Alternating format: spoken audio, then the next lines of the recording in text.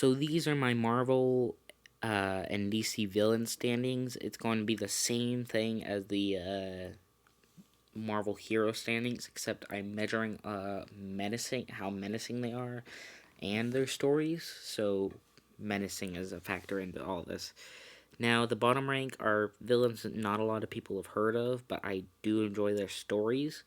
Um, or power sets with the Reaper and Omega Red. That's why they're there. But storylines, it's for all of them. Bizarro is a little above because I've never found some of this stuff interesting, but it depends on the writer. Sometimes the writers do really good things with him, so that's why he's there. Same with uh,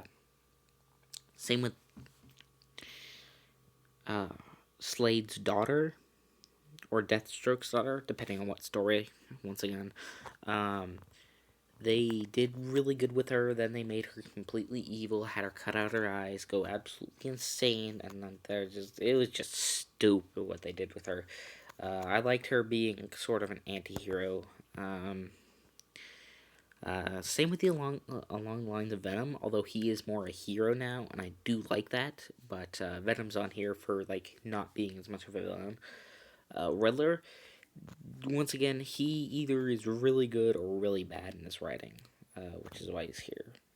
The Joker, I've always loved the Joker, but he usually gets the top spot a little too much, so he's in the middle. Kingpin, his writing has always been fantastic. And he's always been like the most menacing threat because he has all that power, but he also has brute strength. Like he has the money, the wealth, the brute strength, the people, and it's just authority figure kind of feel is great. Storylines have always been great with Two Face, except for when he turned into One Face. That was stupid. Carnage, he is just crazy and menacing. I always come back to the him pushing his grandmother down the stairs and out the window. Oh god, that's just messed up. Although I do hope that is shown in not Maximum Carnage, but like the Venom 2, like as like who's the worst thing he's done, and that he's been this evil since birth, kind of thing. Like the cops bring it up. I think that'd be kind of cool. You don't even have to show it. In fact, I'd probably prefer if you didn't, considering it's kind of gruesome. Um, it's even gruesome in the comics.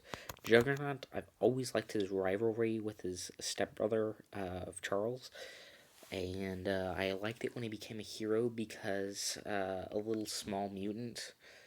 I keep saying Meek, but that's the bug from Planet Hulk. I forget what his name was, but he was like a very small mutant, and Juggernaut had like a friendship with him, so he became a hero because of their friendship, which I thought was sweet, and it had a lot of character development for him. Galactus, he's just a major threat, so I knew I needed to include him on this list. Doctor Doom, he's similar to Kingpin, except he has a little more tech and magic on his side, so he has a lot more powers and stuff that have been really cool. So I find him a lot more. I find him a lot more interesting. Kang the Conqueror, I just love his stories. I love the possibilities that you can tell with him.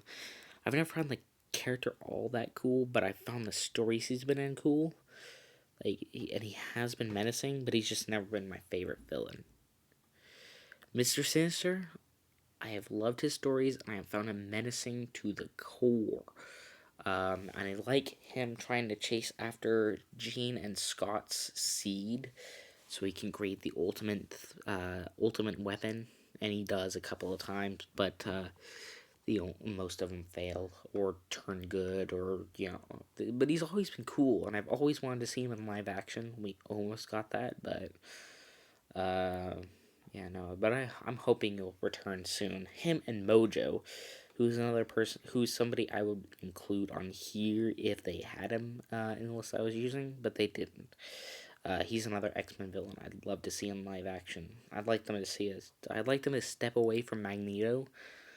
Maybe make Magneto the first movie, so they have like a mutant power in the background, and then have him sit with his failure, build up his team, so he comes back later and it's menacing. But you have the other villains.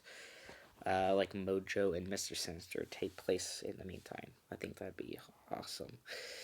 Um, then you have Thanos. I liked his character arc in the movies. His comic version wasn't all. I mean, it was threatening because of the stones, but other than that, he was just. I didn't like him in the comics, but in the movies, they get him really well. Ra's al Ghul, I just loved his power. I like his authority. I like the fact that he's over 1,000, so he knows all these arts.